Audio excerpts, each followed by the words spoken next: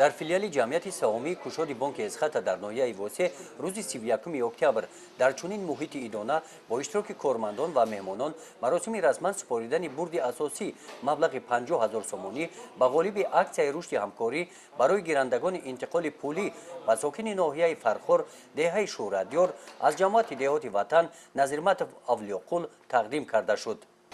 Бонки ҷамъияти саҳомии кушодии бонки Эсхата аз моҳи март апрел сар карда то инҷониб барои мизоҷоне ки дар соҳаи интиқоли пулӣ маблағҳои худро аз дуруни Тоҷикистон ва берун аз Тоҷикистон мегиранд, як иқдоми нав, яъне як аксия тақдим карда буд ки дар ин аксия ки дар давоми 6 моҳ то имрӯз гузашта истодааст, яке аз мизоҷони мо мизоҷоне ки аз мизоҷони аз ноҳияи Фархор акои Авлиёқул имрӯз соҳиби тӯҳфаи асосӣ, яъне бурди асосӣ соҳиби 50 000 сомонӣ гаштанд.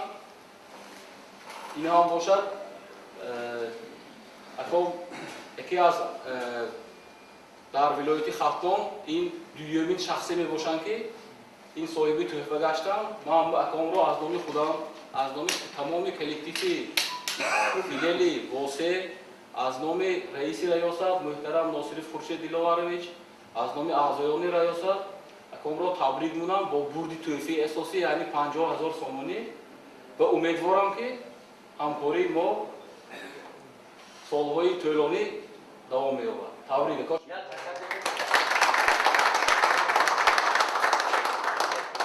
аксияи рушди ҳамкорӣ барои гирандагони интиқоли пулӣ бо мақсади ҷалб ва ҳавасманд гардонии мизоҷон бо иқдоми ҷамъияти саҳомии кушоди бонки Эсхата аз санаи 15 март оғоз ёфта санаи 30 сентябри соли 2017 ҷамъбаст гардид. ин аксия дар тамоми минтақаҳои ҷумҳурии Тоҷикистон ки сохторҳои хизматрасонии бонки Эсхата мавҷуд мебошанд гузаронида шуданд. имрӯзам хурсандем, худо бошида хурсанд, миннатдор аз амин коркунои Эсхата, бонки Эсхата. Авлиёқул Назирматов ғолиби бурди асосӣ дар минтақаи Кӯлоб аз ҳамкорӣ бо бонки Эсхата бо изҳори қаноатмандӣ гуфт ки ҳамкориашро минбаъд низ бо бонки Эсхата зиҷтар менамояд.